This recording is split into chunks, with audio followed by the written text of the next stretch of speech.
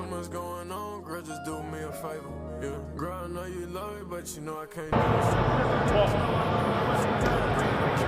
it. Skip Bayless just set the record straight about Shedeur Sanders.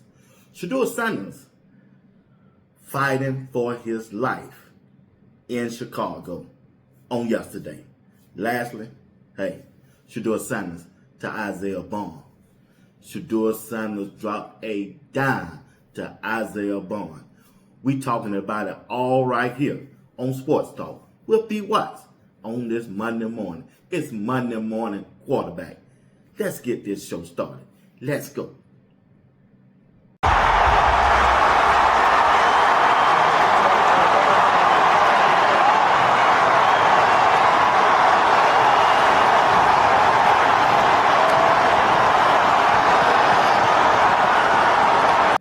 Skip Bayless didn't hold back about Shedeur Sanders' performance on yesterday and the team Cleveland Browns performance also.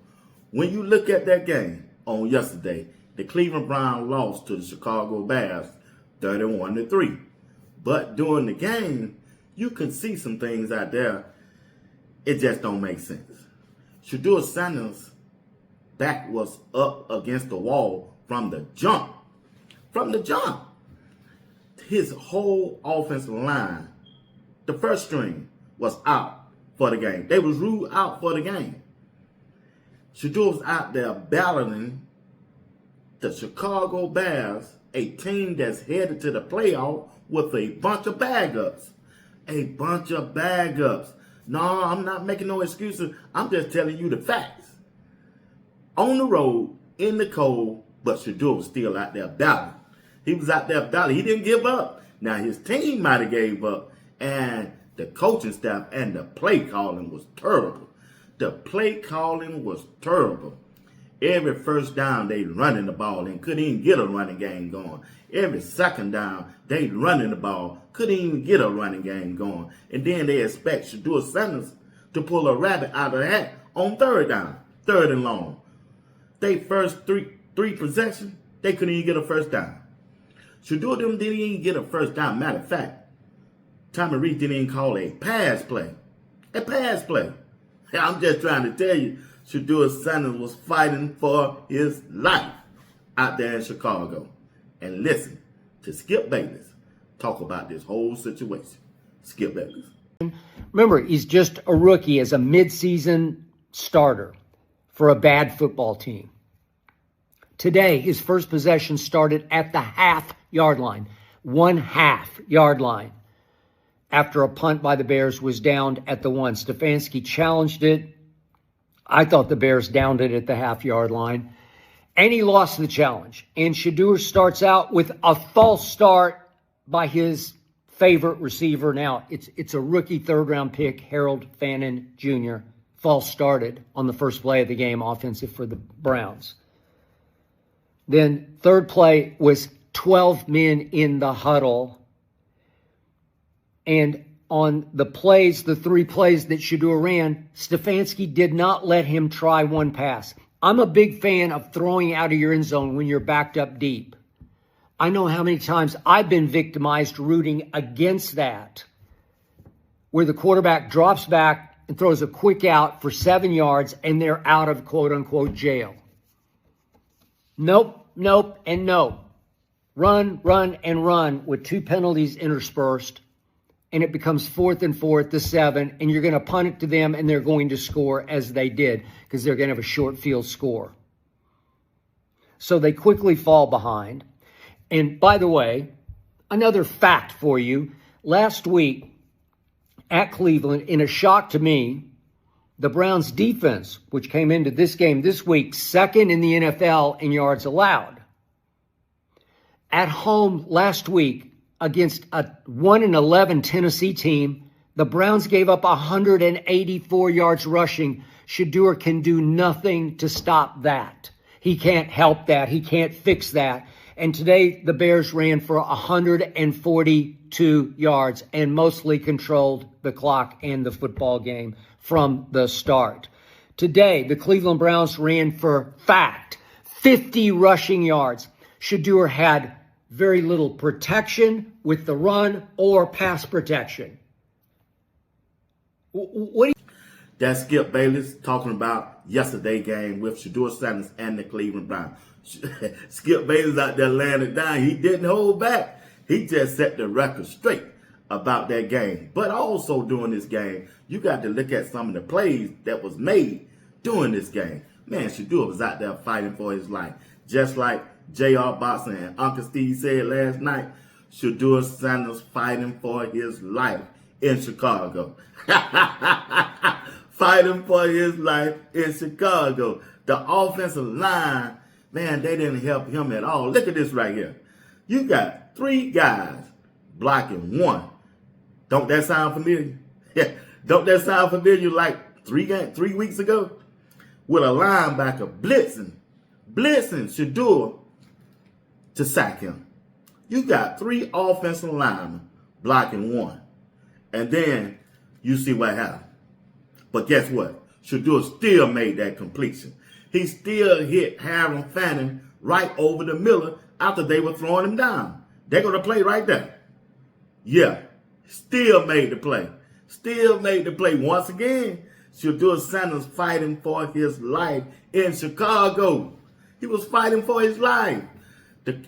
Shedeur tried to overcome the head coach, the play caller, Tommy Reese, the offensive coordinator, the offensive line, the weather, and a top NFL defense in Chicago. Fighting for his life out there. He was fighting for his life. And also, all of a sudden, you hear this reporter saying something going on with Shedeur wristband. Man, what kind of team, what kind of professional team don't have your starting quarterback, the right play calling on your wristband? I'm just saying, that's why people saying, hey, they sabotaged Shedeur. Kevin Stefanski reported on it. He reported on it. Listen to what Kevin had to say about that wristband incident on the sideline. Was there something wrong with Sanders' wristband? Yeah, there was a miscommunication early. On TV, they mentioned that something happened with your wristband after the first 2 drives. Oh, no, the car just fell out. Yeah, it just fell out on the sideline. Yeah, that was it. You mentioned that you guys had the wrong plays in the wristband on the first 2 drives. Is that accurate? No. There was something, I don't know if the wristband got something on it or whatever it was, but there was we got that fixed pretty quickly. That's the head coach of the Cleveland Browns who got a franchise quarterback in his rookie season, starting his 4th game, and don't even know what happened to the play calling on his wristband. Shedeur Sanders was fighting for his life out there in Chicago. You can't make this stuff up, family. But there is some bright spots during the game. Shedeur Sanders can make some big-time throws, y'all. Watch and listen to this throw to Isaiah Bond. Listen to it.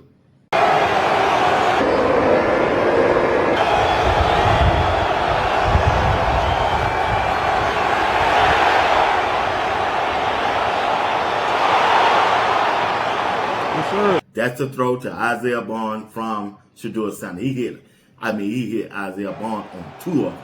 2 of them. That was just 1 of them. But I just wanted to share with you. But Shedeur Sanders is still a young NFL quarterback. He's a rookie, and he's making progress. And you can see it in the game as the game continued to evolve in his mindset. You know, he still got to get used to the speed of the game. To me, see, Colorado is a different type of speed, and that's college football. Then when you look at the NFL, you know, the NFL, man, there ain't no joke out there, man. There's guys out there that's trying to hurt you. They trying to come at you. You know they coming at you just because you are Shedeur Sanders. They coming at him because of that, you know. But still, he's still learning. I expect him to get better as time go along. There's going to be some ups and going to be some ups and downs with his quarterback play on the field. But Shedeur Sanders just needs some help. The offensive line, he needs some help. The running back, Quinshon Judkins ain't done nothing since Shedeur been in the starting quarterback. Maybe because of the offensive line or maybe because of the play calling. But Shedeur don't have that running game. Because if he had that running game, that play action would be dangerous. Now, they tried that play action. When Shedeur threw his first interception, he faked it to Jenkins. And then Shedeur had his mind made up. He's going to hit Harold Fanning, the tight end. But what happened on that interception, he tipped the ball. Shedeur didn't layer his throw. He got to layer that throw. He fell to layer that throw. Yeah, it would have been good. He threw the ball on a dime, on a straight dime. Yeah, but either way, you know, it's a learning curve for him. I ain't worried about that play. He read the right play. The linebacker, he sucked the linebacker in off the play fake. But once that linebacker read it, that the running back didn't have the ball, he dropped back into coverage. And Shedeur tried to hit him quick. He just threw the ball on the line. He should have layered it. But it is what it is. But like I said, Shedeur is fighting a uphill battle with the Cleveland Brown organization.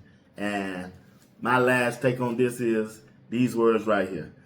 I wholeheartedly believe that this entire thing with the Browns and Shedeur Sanders is truly a spiritual journey.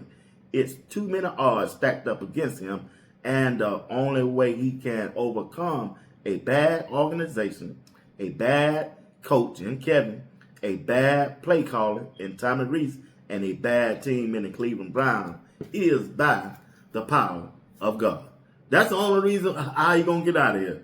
That's the only reason he gonna survive this situation. Only reason. Once again, ladies and gentlemen, you watching Sports Talk. Will B. Watts. Do me a favor. Do me a solid. Hit my like button. Subscribe to my channel if you haven't subscribed.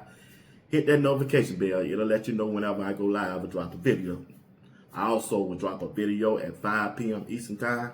And I'll be back for a live show tonight at 8 p.m. Eastern Time. Come on over and be my special guest. I'm telling you, I would love to have you to be a part of the show. Once again, thank you for watching Sports Talk with B. Watts. Until then, peace. Is not able to squeeze it in. You can see it drop right there into the hands of Jalen Johnson. Visit